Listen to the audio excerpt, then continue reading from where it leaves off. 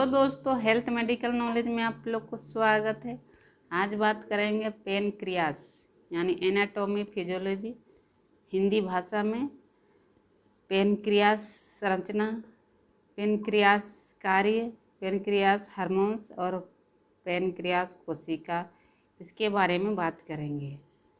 चलिए next, pancreas. Pancreas हमारे पाचन तंत्र का एक महत्वपूर्ण पार्ट होता है। इनकी लंबाई 6 से 10 इंच होती है। मतलब इसका जो लंबाई होती है 6 से 10 इंच होती है।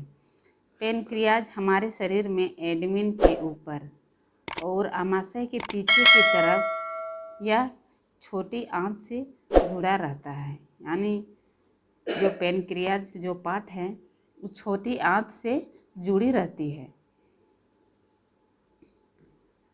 पेनक्रियाज के भाग यानी उसके पार्ट क्या क्या है पेनक्रियाज के?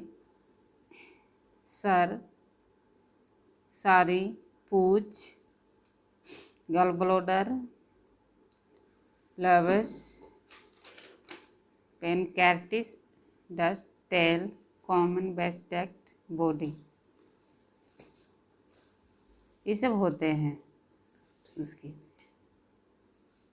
नेक्स्ट, अल्फा सेल यानी अल्फा कोशिका। यह कोशिका ग्लूकोज हार्मोन्स बनाती है जो कि हमारे रक्त में ग्लूकोज की मात्रा बढ़ाने का कार्य करता है।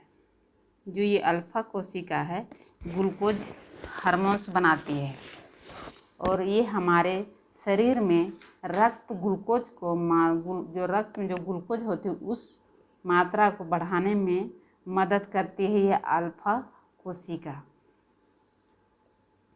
बीटा कोशिका, यह कोशिका इंसुलिन हार्मोन्स बनाती है जो कि हमारे शरीर में ग्लूकोज की मात्रा कम करने का कार्य करती है।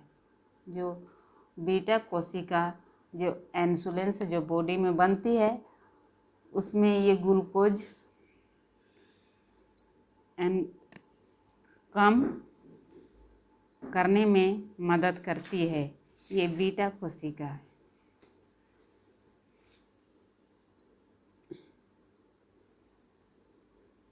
डेल्टा कोशिका, यह सोमाट्रेटिन हार्मोन्स बनाती है जो कि दूसरे हार्मोन्स की मात्रा नियंत्रित करता है।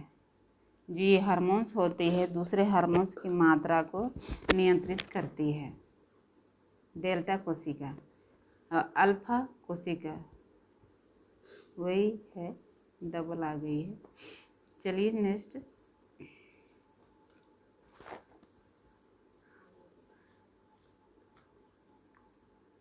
इमलेस। इमलेस कार्बोहाइड्रेट के पाचन में मदद करता है। जो कार्बोहाइड्रेट है ये पचने में मदद करती है ग्लूकोज हार्मोन्स। पेनक्रियास की अल्फा कोशिका को दोबारा निकलाता है। जो पेनक्रियास के अल्फा जो कोशिका है उसको दोबारा से फिर से रिलीज बॉडी में करती है। यह हार्मोन्स खाली पेट में कार्य करता है। इंसुलिन हार्मोन्स जब आदमी फास्टिंग होते चाहे खाली पेट रहती है तभी ये हार्मोन्स को रिलीज करती है, इंसुलिन हार्मोन्स को। यह पेनक्रियाज के बीटा कोशिका को दोबारा निकालता है। जब खाली पेट इंसान रहती है तब बीटा कोशिका जो हार्मोन्स होती है वो पेनक्रियाज के द्वारा ही बीटा कोशिका हार्मोन्स को निकलने में मदद करता है। यह हार्मोन्स रक्त में ग्लूकोज की मात्रा को कम कर देता है। जो ये हार्मोन्स है जो ग्लूकोज रक्त में होते उसको कम करती है। इसे एंटी डायबिटिक पेशेंट हार्मोन्स भी कहते हैं। इसको एंटी हार्मोन्स डायबिटिक हार्मोन्स भी कहते हैं। जिस किसी डायबिटीज पेशेंट है, इस हार्मोन्स को भी ये हार्मोन्स कम करती है। हार्मोन्स ग्लूकोजन प्रक्रिया को बढ़ाता है, जिसे ग्लूकोजेनिस कहते हैं। जब शरीर को ऊर्जा की आवश्यकता होती है, जब शरीर में ग्लूकोजन की प्रक्रिया को बढ़ाता है, जिसे ग्लूकोजेनेसिस कहते हैं, वो शरीर को ऊर्जा की आवश्यकता होती है, तब ये ऊर्जा प्रदान करती है। यह ग्लूकोजन को ग्लूकोज में तोड़ देता है, जैसे ग्लूकोज जो है ग्लूकोज में तोड़ देती है। और इस प्रक्रिया को, यानी इस प्रक्रिया जो होता है ग्लूकोजोलिसिस का, यह हार्मोन्स के विपरीत कार्य करता है। जो ग्लूकोजोलिसिस है, यह हार्मोन्स को विपरीत, यानी उसके विपरीत काम करने में यानी कार्य करता है। यह रक्त में ग्लूकोज की मात्रा को बढ़ाता है। लाइपेस जो ग्लूकोज, रक्त में जो ग्लूकोज होती है उस मात्रा को बढ़ाती है लाइपेस। यह वसा के पाचन में मदद करता है। जो बॉडी में जो वसा होती है उसको पाचन में मदद करती है।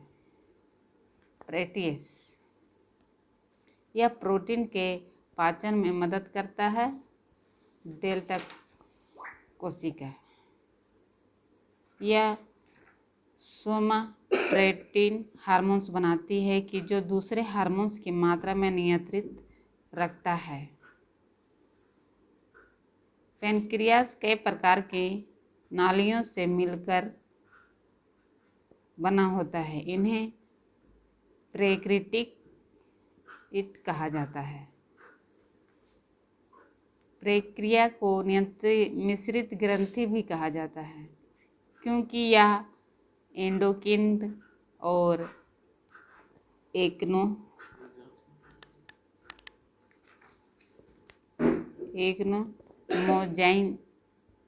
मोकाइन दोनों की तरह कार्य करती है।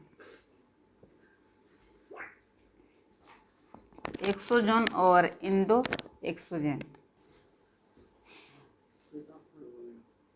एंडोक्राइन और एक्सोजेन दोनों कार्य करती है।